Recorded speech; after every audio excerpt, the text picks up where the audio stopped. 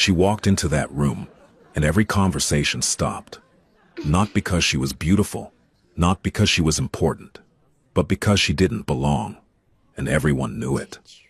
A size 22 woman, in a green dress, standing in a doorway full of crystal and candlelight, and people who looked like they'd been built in a factory. They looked at her arms, they looked at her hips, they looked at each other. A woman at the end of the table pressed her lips together so hard her jaw shook, trying not to laugh. Nobody said a word. They didn't have to. The silence said everything. She was the joke, sent there by someone who wanted to see what happens when a woman like her steps into a world like this. And she could feel it. Every stare, every whisper held behind teeth, every pair of eyes measuring her body and finding it wrong. She wanted to turn around. She wanted to disappear. But then, the man at the head of the table stood up, and what he did next, nobody in that room was prepared for. This is Margot's story. They sent her, as a joke, because of her weight. The Mafia boss's response. Silence the room. The girl in the lavender dress stood at the edge of the sidewalk, with her hands clasped so tightly her knuckles had gone white.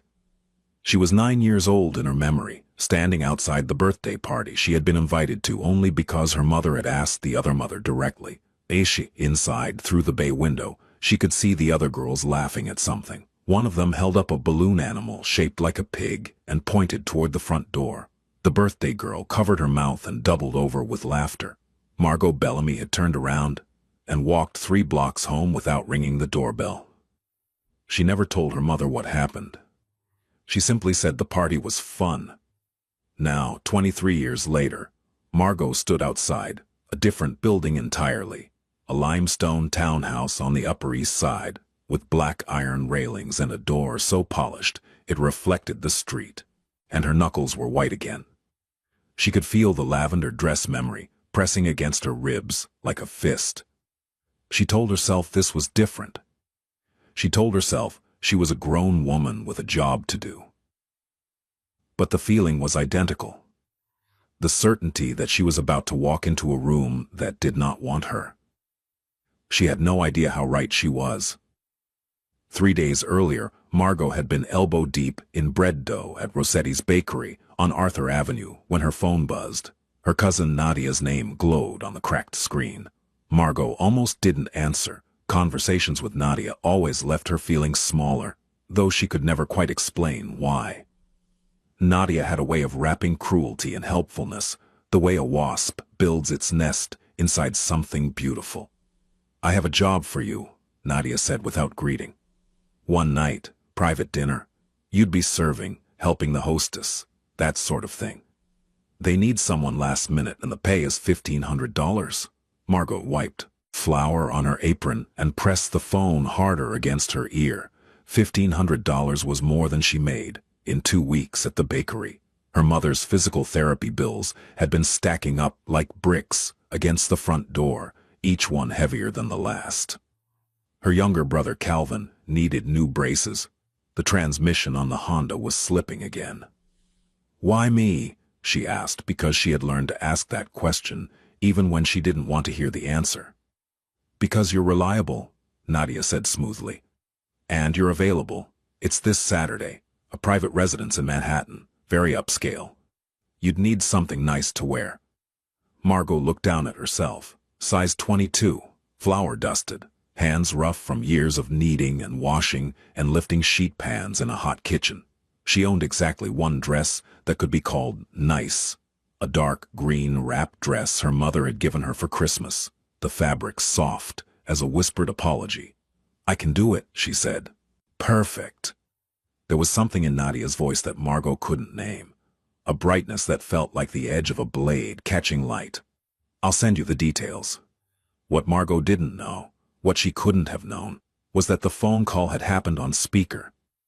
Nadia was sitting in the back office of Lux Staffing, the boutique agency she managed, surrounded by 3 of her co-workers.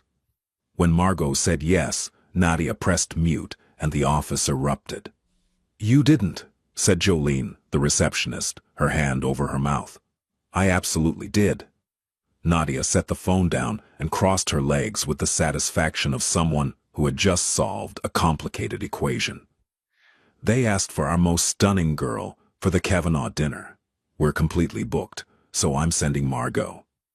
The Kavanaugh dinner, repeated Priya, the booking coordinator, her eyes widening.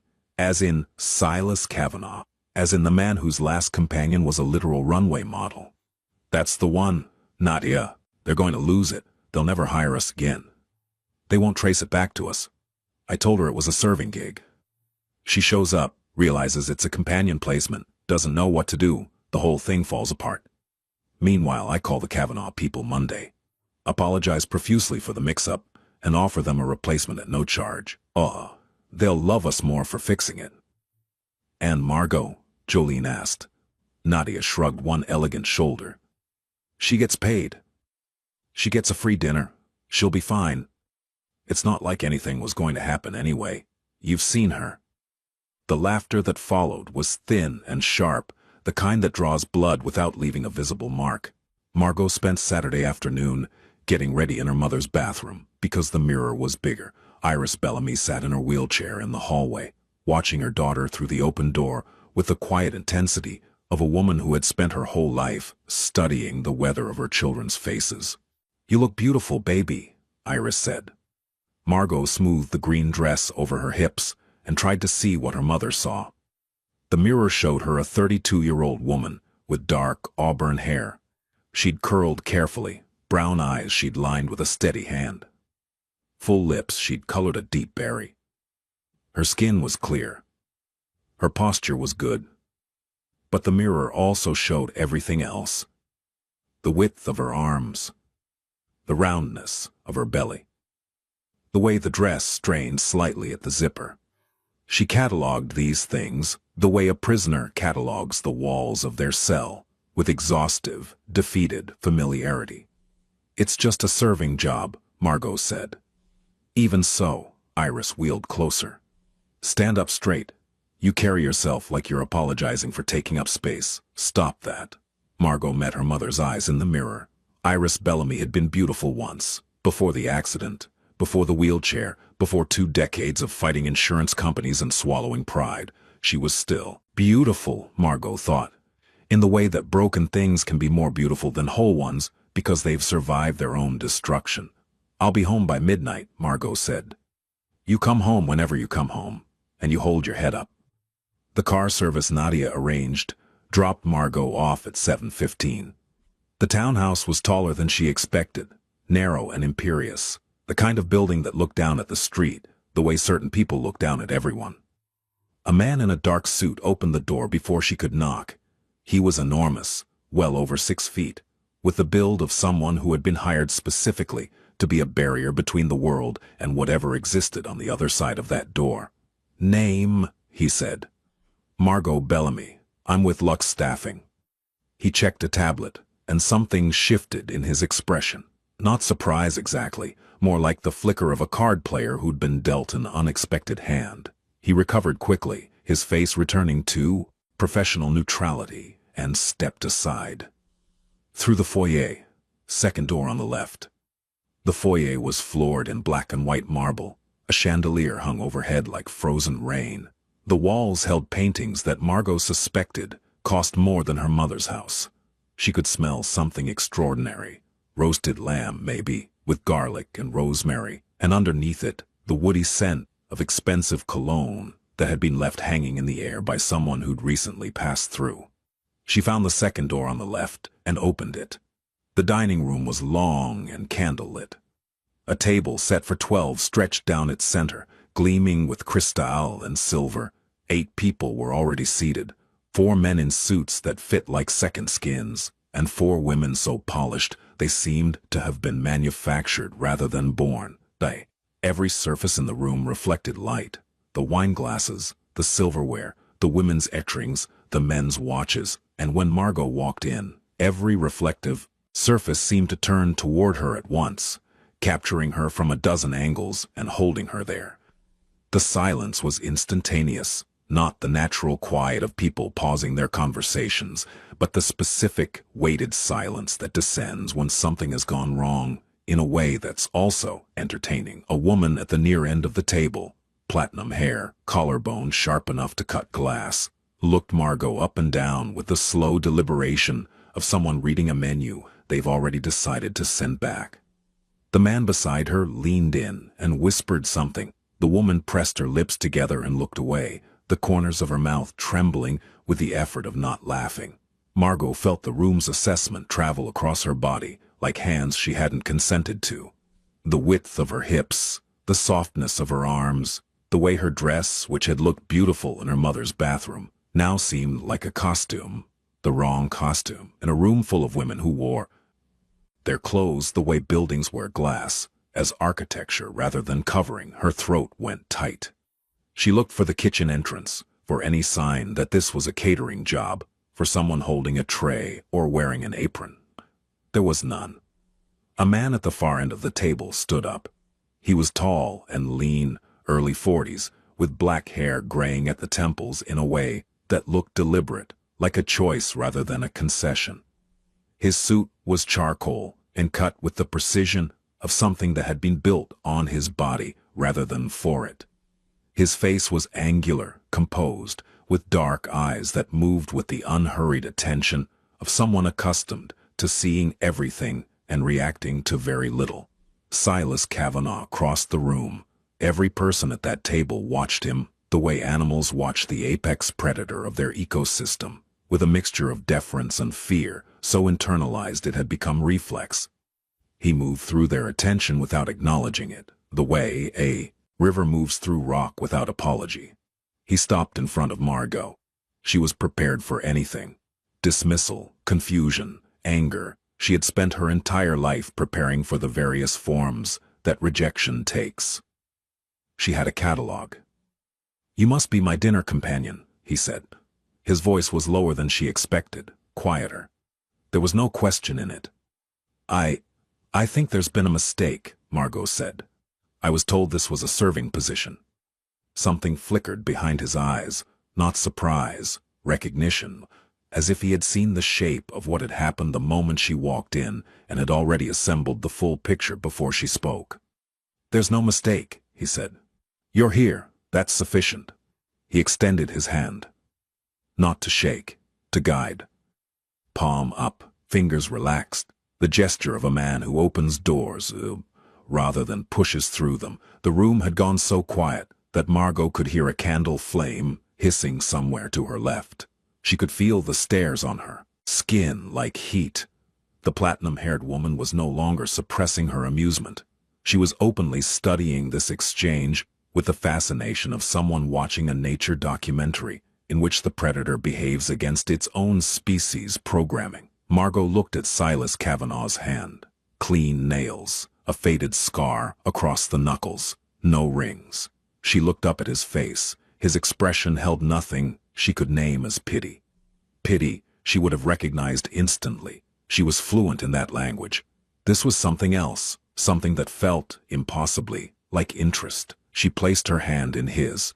He led her to the empty chair beside his own at the head of the table.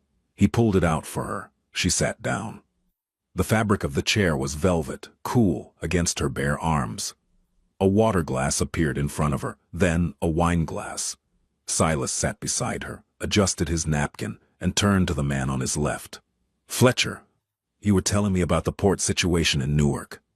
And, just like that, conversation resumed. But it was different now. The air in the room had been rearranged.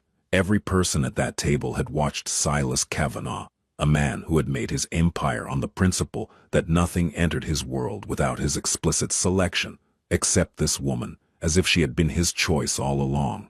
And because Silas's choices were not questioned, only observed and obeyed, the room absorbed this information and adjusted accordingly.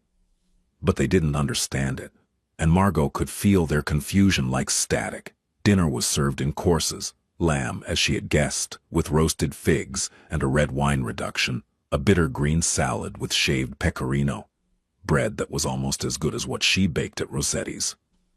Almost. Margot ate carefully, the way she always ate in public. Slowly, in small portions, aware of every bite as a potential performance for others to evaluate. She'd learned early that a fat woman eating is a spectacle people feel entitled to watch. She had learned to make herself as small as possible at the table, which was a particular cruelty because the table was one of the few places she felt genuinely alive. She loved food. She understood food. She spoke its language the way some people speak music, intuitively, from the body outward. "You're not eating," Silas observed without looking at her. He was cutting his lamb with the focus of a surgeon. "I am." "You're performing eating. There's a difference." She set her fork down. "That's a strange thing to notice."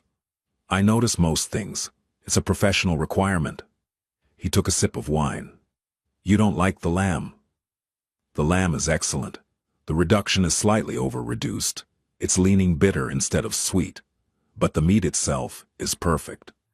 The rosemary was added whole rather than chopped, which means whoever cooked this understands that rosemary releases different compounds at different temperatures." She stopped. She had not meant to say all of that. It had come out the way truth does when it's been held too long, in a rush, undressed, embarrassing. But Silas Kavanaugh had turned his full attention to her for the first time, and his expression was not amusement or condescension. It was the look of a man who had just found something he wasn't expecting to find. "You cook," he said. "I bake. I work at a bakery in the Bronx." "Then you understand bread." "Yes." "The bread tonight?" Margot hesitated. "It's good. Mass-produced good. The crumb is even, which means it was proofed in a controlled environment. But it doesn't have character. Real bread has imperfections, uneven air pockets, a crust that fights back. This bread is polite. I don't trust polite bread." The corner of Silas's mouth moved, not a smile. Something preceding a smile, like the first crack of dawn before sunrise. "I don't trust polite anything." Across the table, the platinum-haired woman, whose name was Corinne and whose husband was Silas's attorney, was watching this exchange the way one watches a locked door begin to open on its own. She leaned toward her husband. He shook his head once, sharply. She leaned back. The rest of dinner passed in fragments Margot would later try to assemble into a coherent sequence. Silas asked her about the bakery.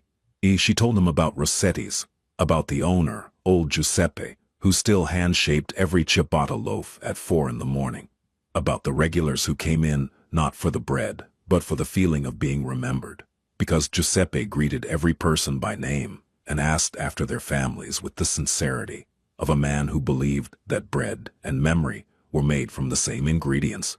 She told him about her mother's accident, a truck running a red light 7 years ago, everything different after, without self-pity, because self-pity was a luxury she had never been able to afford. She told him about Calvin, who was 17 and brilliant, and angry in the way that brilliant 17-year-olds are when they can see exactly how unfair the world is but can't yet change it. Silas listened. Not the way powerful men usually listen, with one ear while the other calculates what they want to say next, but with the full weight of his attention. He asked questions that were precise and unexpected. Not "what do you do" questions, but "why do you do it" questions. He wanted to know why she chose baking over cooking, why sourdough was harder to master than brioche, why bread of all things. "Because bread is honest," Margot said. "You can't fake bread. If the dough isn't right, if the timing is off, if you didn't give it enough attention, the bread tells on you. Every loaf is a record of how much care went into it. You can't buy your way out of bad bread." He was quiet for a moment. "Most people in my life have tried to buy their way out of something. What about you?"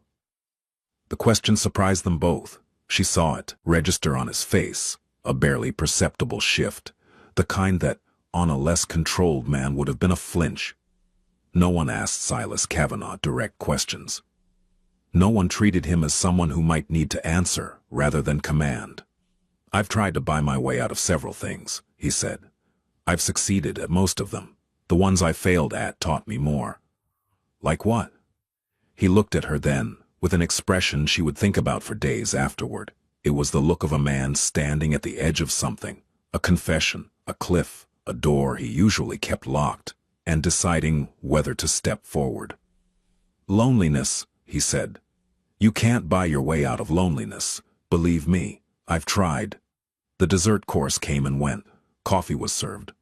The other guests began to leave in pairs, each one passing Silas to pay their respects. A handshake, a murmured word, the kind of deference that sits halfway between affection and fear. Several of them looked at Margot as they passed. Some with naked curiosity, some with something harder. Corinne paused behind Margot's chair and placed one manicured hand on the back of it, as if she wanted to touch Margot herself, but couldn't bring herself to bridge the distance. "Interesting evening," Corinne said to no one in particular, and left. When the room was empty except for the two of them and the dying candles, Silas leaned back in his chair and studied Margot with the attention he had been rationing all evening. "You know you weren't sent here to serve dinner," he said. "I figured that out about 10 seconds after I walked in. And you stayed. I didn't know how to leave." "You knew exactly how to leave. You chose not to. Those are different things." Margot felt the truth of this settle over her like a blanket. Uncomfortable because it was warm, and she had grown accustomed to the cold. She had stayed because something in his handshake, in his voice, in the way he said, "That's sufficient," as if her presence were a gift rather than a problem, had made her feel that leaving would mean losing something she hadn't known she was looking for. "Someone sent you here as a joke," Silas said, and his voice had changed. The warmth was gone. What replaced it was the voice she imagined he used in rooms where decisions were made that didn't appear in any legal record. Flat, precise, carrying the particular authority of a man whose displeasure has material consequences.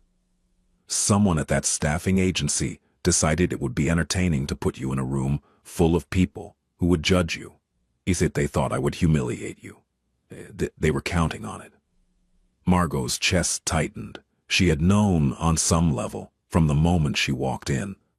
But hearing it said aloud, confirmed, dissected, laid bare, was different from suspecting it.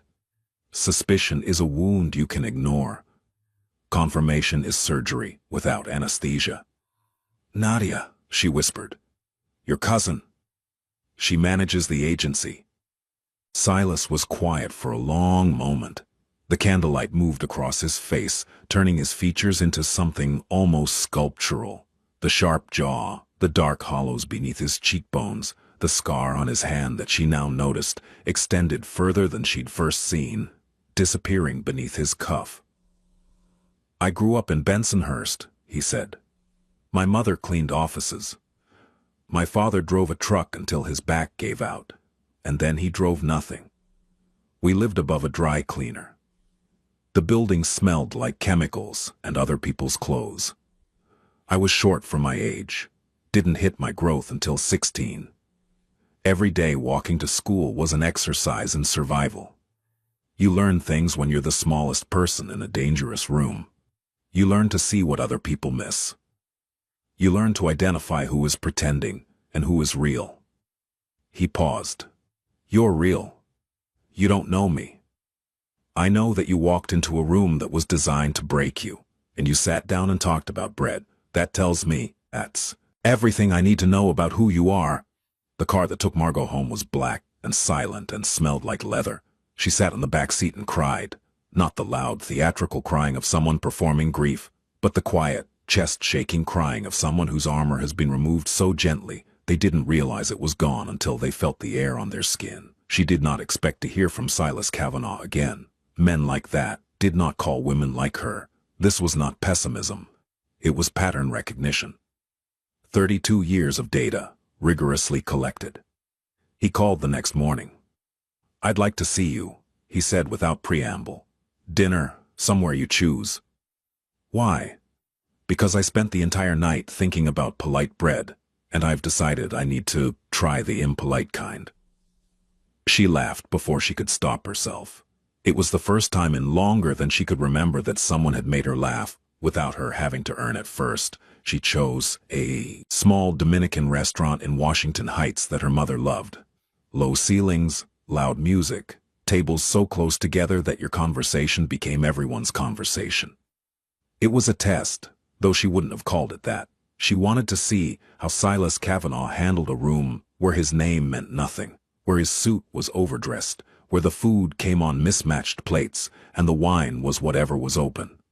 He handled it the way water handles a new container, by filling it completely and without resistance. He took off his jacket and rolled his sleeves. He spoke Spanish to the owner, imperfect but earnest, with an accent that suggested he'd learned it from necessity rather than study. He ate the mofongo with his hands when the owner told him to, and he listened to the old man's story about leaving Santo Domingo in 1978 with $17 and a photograph of his mother, and Silas's eyes changed in a way that told Margot this story meant something to him that went beyond politeness. "You fit here," Margot said, surprised.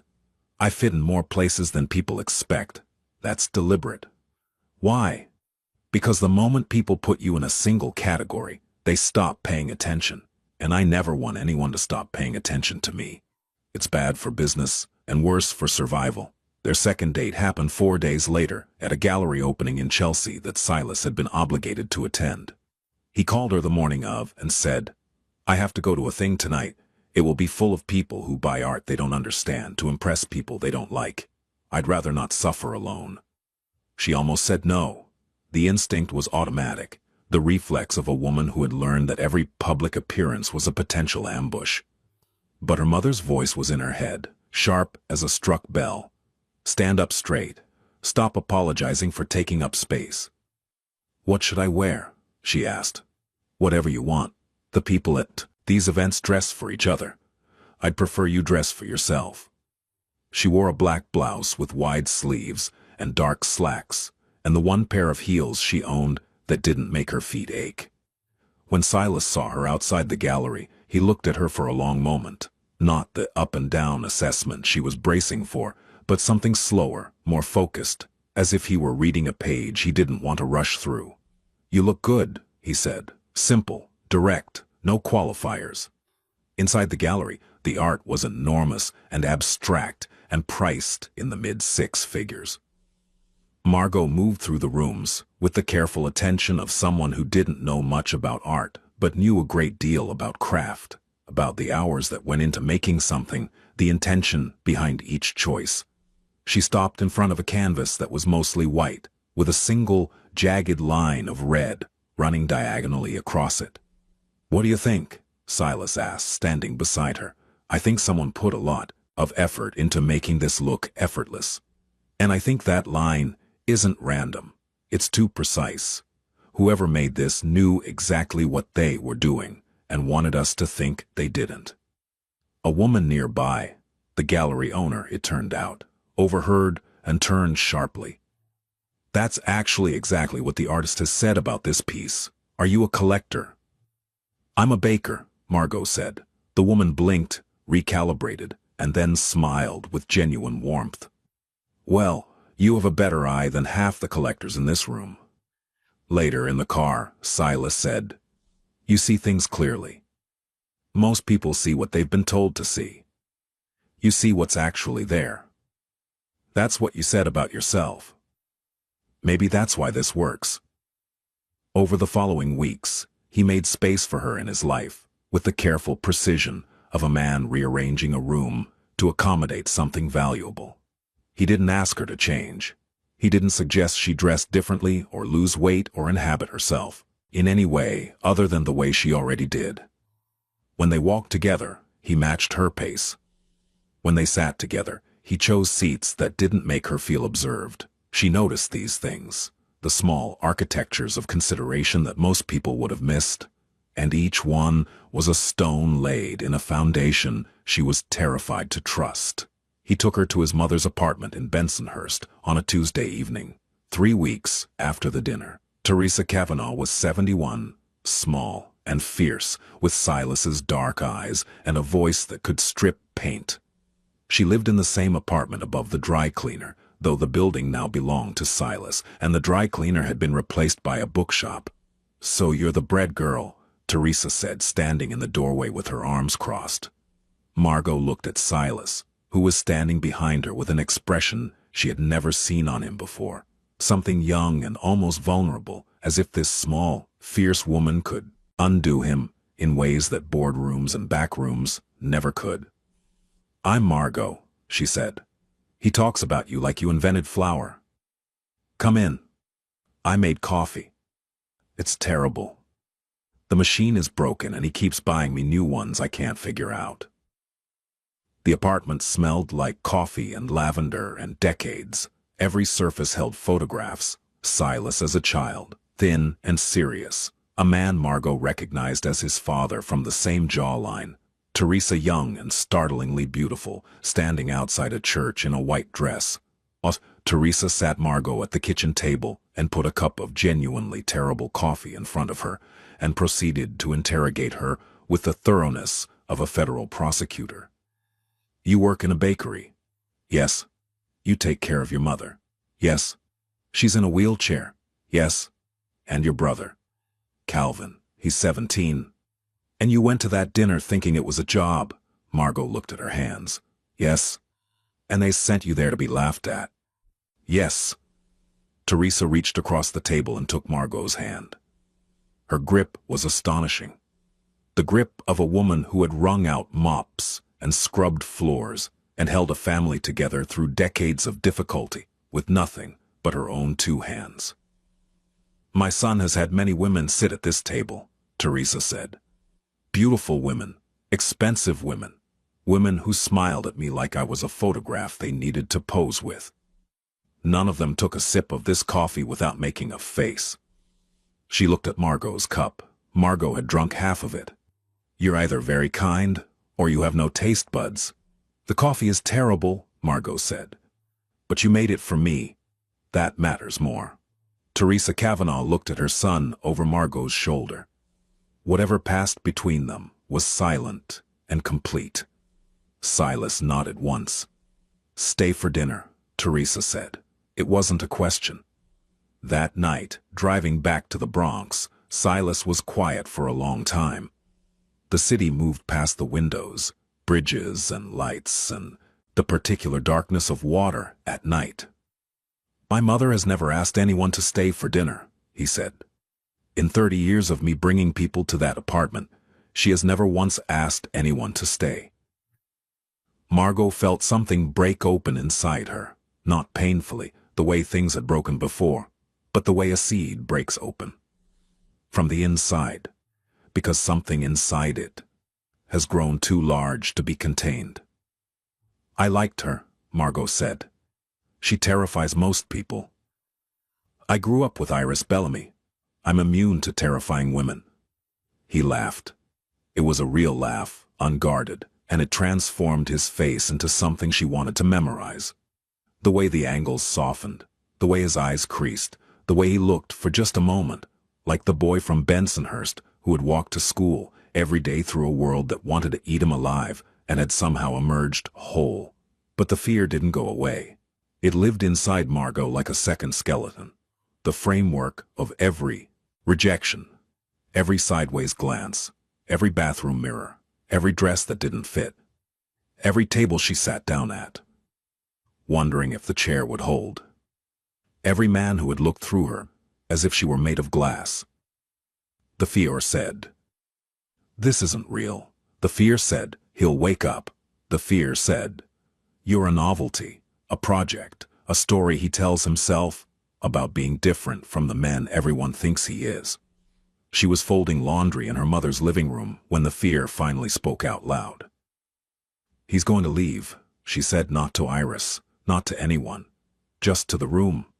Iris looked up from her crossword. "Who?" "Silas, eventually, when he realizes." "Realizes what?"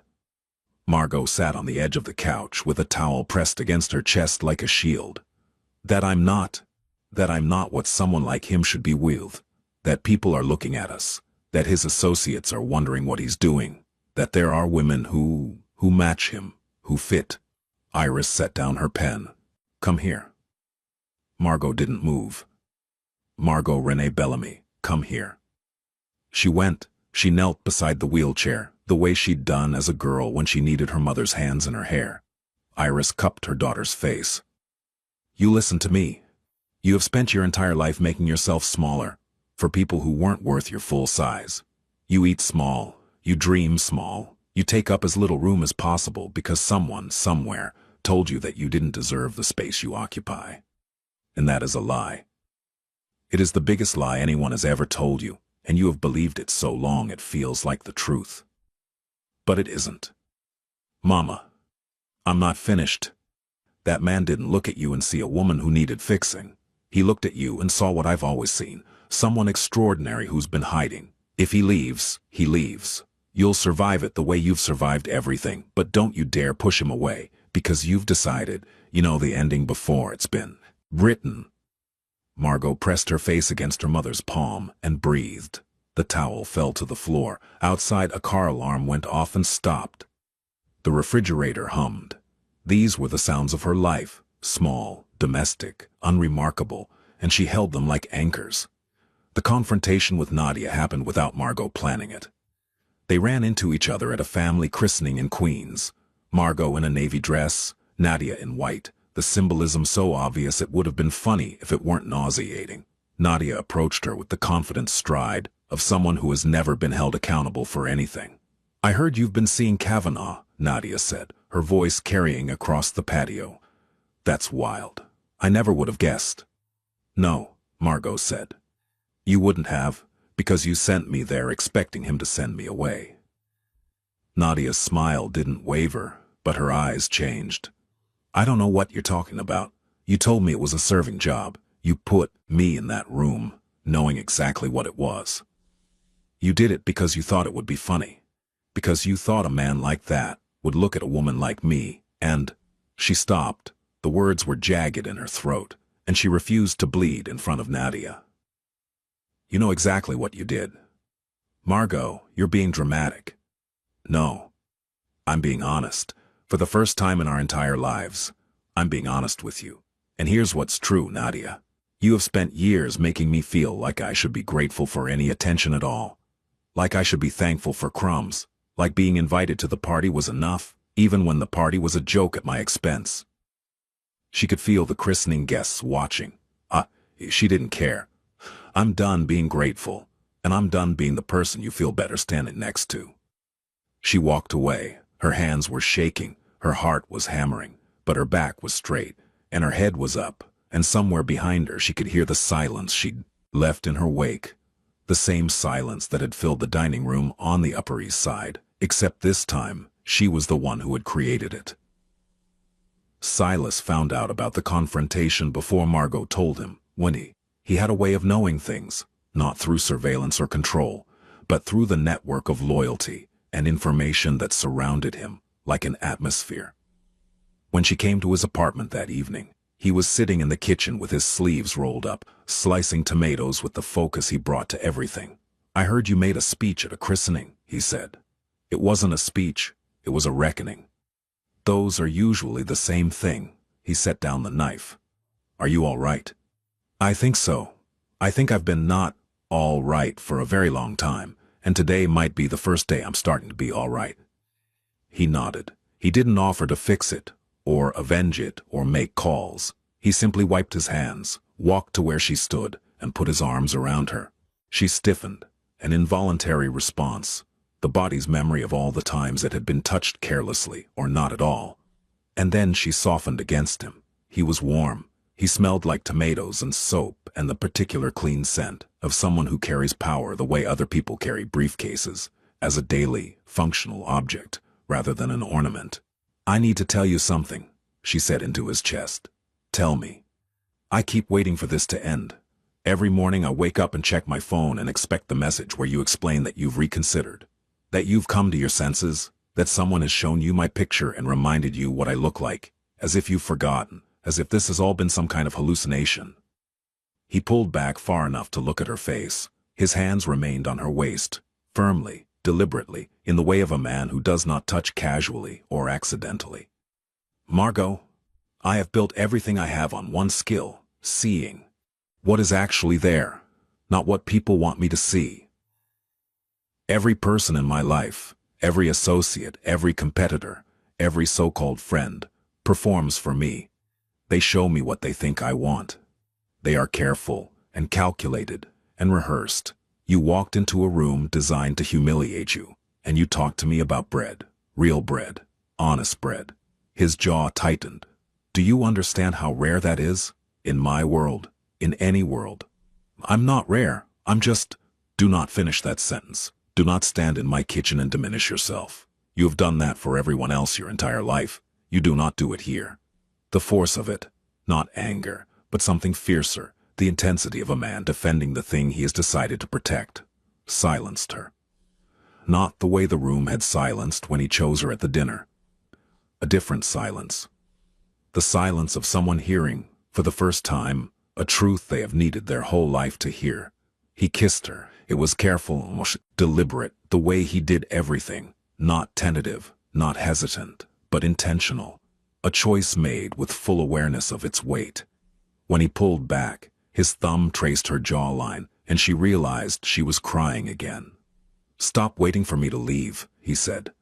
"I'm not going anywhere." The months that followed were not a fairy tale. Margot did not transform. She did not lose weight. She did not wake up one morning and see a different woman in the mirror. What changed was subtler and more significant. She began to see the woman in the mirror as someone worth looking at. Not because of what Silas saw in her, but because his vision had given her permission to see herself through something other than the lens of shame. She continued working at Rossetti's. Silas never asked her to stop. He came to the bakery on Saturday mornings and sat at the counter, and drank espresso, and watched her work with the attention of someone studying something they admire. Giuseppe called him Figlio, and gave him day-old bread that Silas claimed was better than anything his private chef had ever made.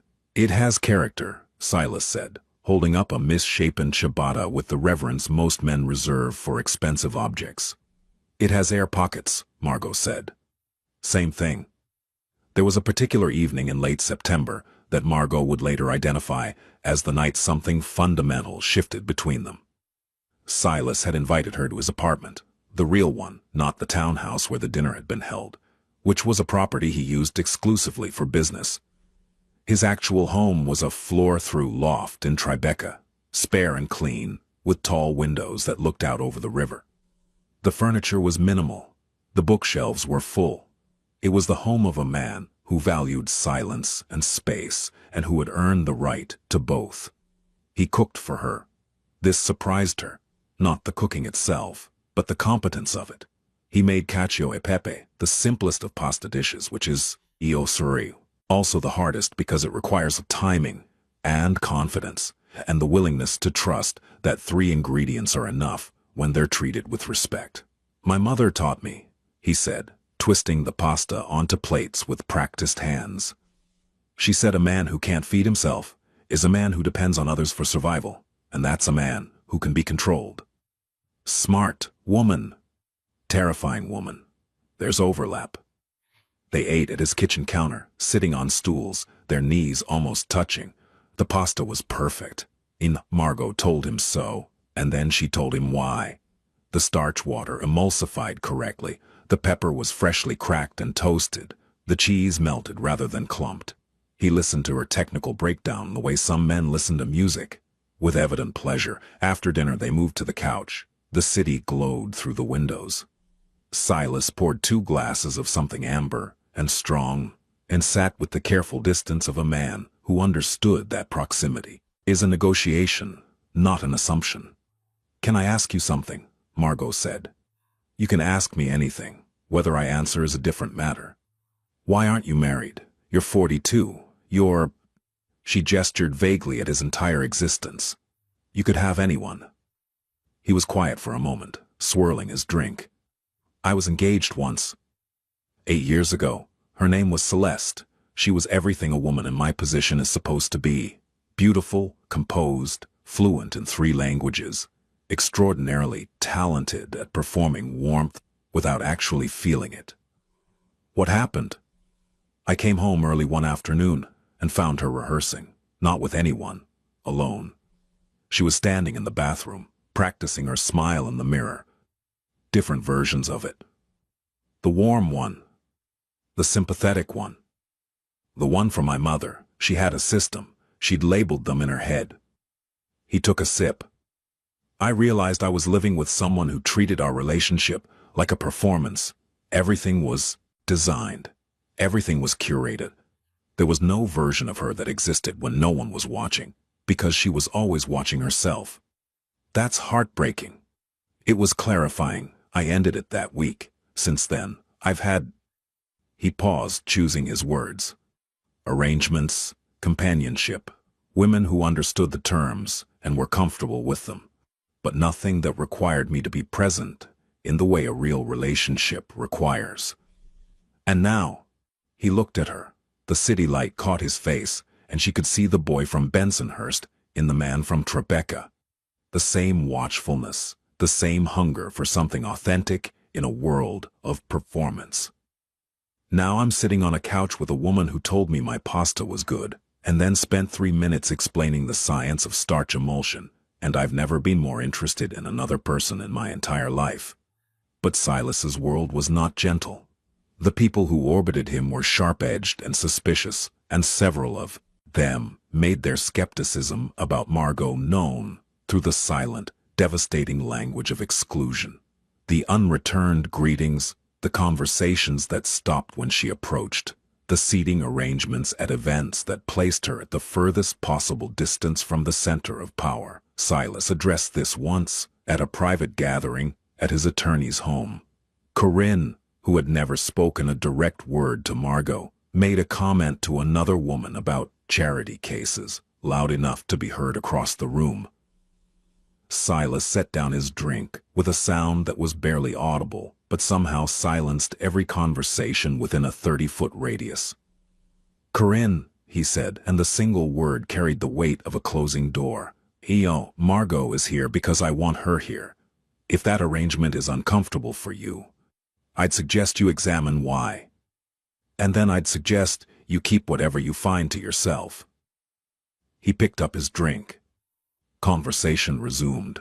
Corinne did not speak to Margot for the rest of the evening, but she also never made another comment. In Silas's world, being addressed directly by him on a matter of conduct was equivalent to a final warning, and everyone in that room understood the taxonomy. Margot's mother met Silas on a Sunday in October, when the leaves in the Bronx were turning the color of fire.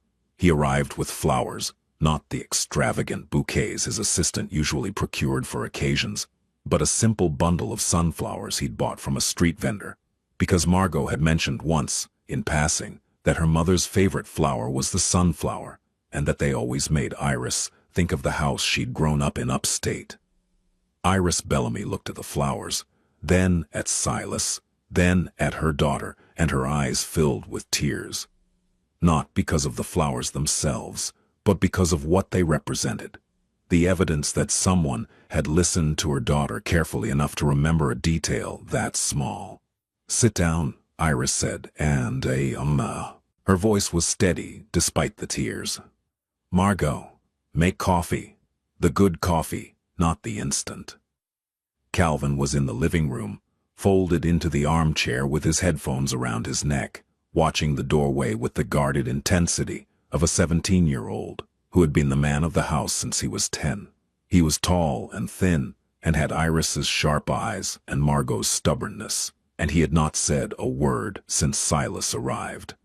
Silas noticed. He sat at the kitchen table, accepted his coffee, answered Iris's questions, and then turned toward the living room. "Calvin," he said, "your sister tells me you're interested in engineering." Calvin pulled one headphone off. "Aerospace engineering. Where are you applying?" "MIT, Georgia Tech, maybe Cornell, if we can afford it." The last sentence came out barbed, aimed not at Silas but at the universe in general, at the particular cruelty of a system that makes brilliant 17-year-olds calculate their dreams in dollars. "If you get into MIT," Silas said, "you go to MIT, the money is a problem I can help solve." Calvin sat up straighter, his jaw tightened. "I don't need charity. I'm not offering charity. I'm offering an investment. There's a difference. Charity asks for gratitude. An investment asks for returns. You go to MIT, you become an aerospace engineer, and someday you build something that matters. That's my return. Calvin stared at him for a long moment. Whatever he saw in Silas's face, steadiness maybe, or the particular credibility of a man who had clawed his way out of Bensonhurst and therefore understood, bone deep, what it meant to want something you couldn't afford. It was enough. He nodded once and put his headphones back on. Oh, later, after Silas had left, Calvin found Margot in the kitchen. "He's not what I expected," Calvin said. "What did you expect?" "Some rich guy trying to buy his way into our family." "And what did you get?" Calvin was quiet for a moment. "Someone who actually listens. That's weird. Rich people don't usually listen." "He's not usual." "Yeah, I noticed." Silas sat at the kitchen table, the same table where Margot had eaten every meal of her childhood, where she had done homework and argued with Calvin and watched her mother fill out medical forms with hands that shook from exhaustion but never from defeat. And he looked around the small kitchen with the same attention he'd given the dining room on the Upper East Side. As if the surroundings didn't determine the quality of what was inside them. "Margot tells me you drove a truck," Iris said. "He did, for 23 years. My husband drove a truck, until a steering column disagreed with his spine." "I'm sorry." "Don't be sorry. Be useful. Can you reach that shelf above the refrigerator?" Margot's brother put the good plates up there 2 Thanksgivings ago, and neither of us has been able to reach them since.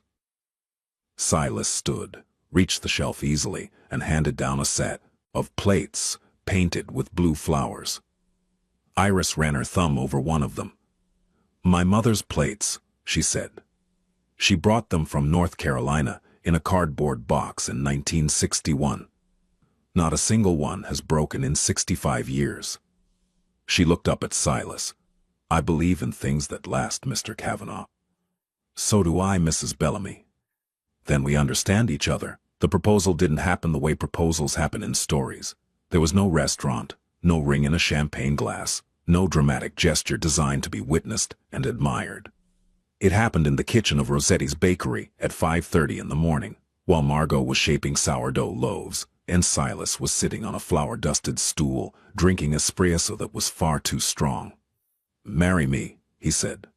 She didn't stop shaping the dough. Her hands continued their work, folding, turning, pressing with the heel of her palm, because bread requires consistency, and so does love, and she had learned that the things worth having are the things you build with steady hands.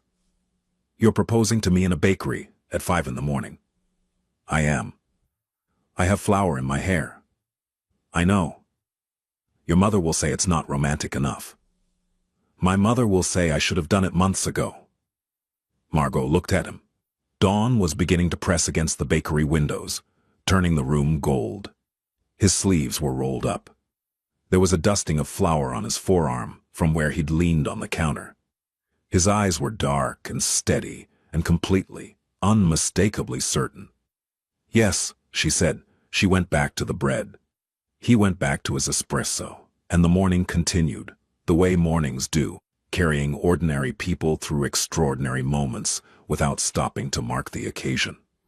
They married in December in a small ceremony at Teresa Kavanaugh's apartment above the bookshop in Bensonhurst. 40 people, no photographers from society pages, no crystal chandeliers or imported flowers. Instead, candles on every surface, and the smell of Teresa's cooking filling every room, and the sound of Giuseppe Rossetti arguing with Calvin about whether New York pizza was superior to Neapolitan pizza, a debate that would continue, unresolved, for years. Margot wore a dress the color of champagne that she'd chosen herself, not to hide in, but to be seen in. Calvin walked her through the narrow hallway. Iris watched from her wheelchair with tears streaming down her face and an expression of such ferocious pride that several guests later said they'd never seen anything more beautiful. Teresa made coffee.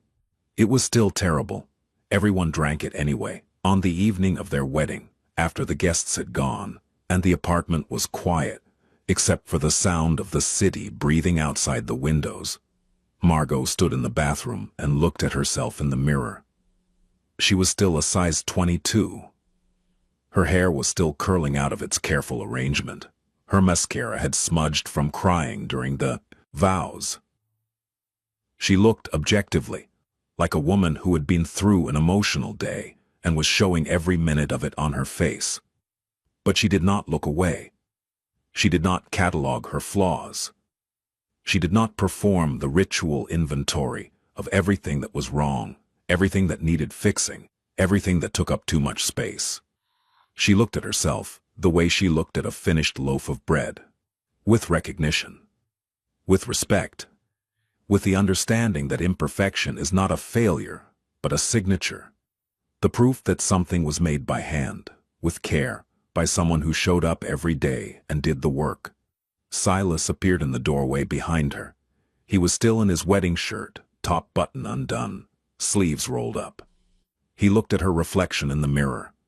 "What do you see?" he asked. She considered the question. She thought about the girl in the lavender dress who had walked away from the birthday party. She thought about the woman in the green wrap dress who had walked into a room designed to destroy her and had refused to be destroyed. She thought about bread, honest bread, imperfect bread, the kind that takes time and attention and heat and pressure and emerges from the oven, transformed not into something different from what it was, but into the fullest expression of what it was always going to become.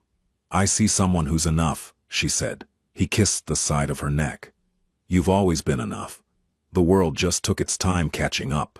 Outside the city moved and breathed and carried on. Somewhere in Washington Heights, the Dominican restaurant owner was closing up for the night, stacking chairs on tables and humming a song from a country he left 48 years ago.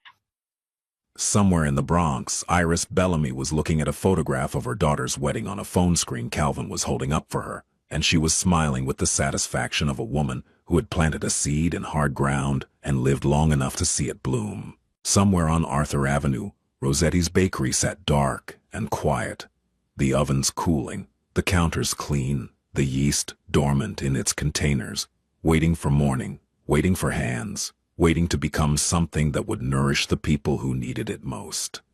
And in a bathroom in Bensonhurst, a woman who had spent her whole life being told she was too much, finally understood that she had always been exactly right. She turned off the bathroom light and walked into the bedroom where her husband was waiting, reading a book with his glasses on. An image so domestic, so ordinary, so profoundly different from the man the world saw that it made her chest ache with gratitude. "Come to bed," he said without looking up. Then he looked up. "Why are you smiling?" "Because I'm happy, and because I keep expecting the happiness to have a catch, and it doesn't. There's no catch." He set the book down. "There's no catch." She climbed into bed beside him. The sheets were cool. The city hummed. Outside, somewhere in the distance, a church bell struck midnight, the sound traveling across the rooftops of a borough that had sheltered them both, in different decades, in different ways, and delivered them to this exact moment. The bread was proof. The love was proof. The life she was building, by hand, with care, full of imperfections and character, and the stubborn refusal to be anything other than real, was the proof. And it was enough. It was more than enough. It was everything.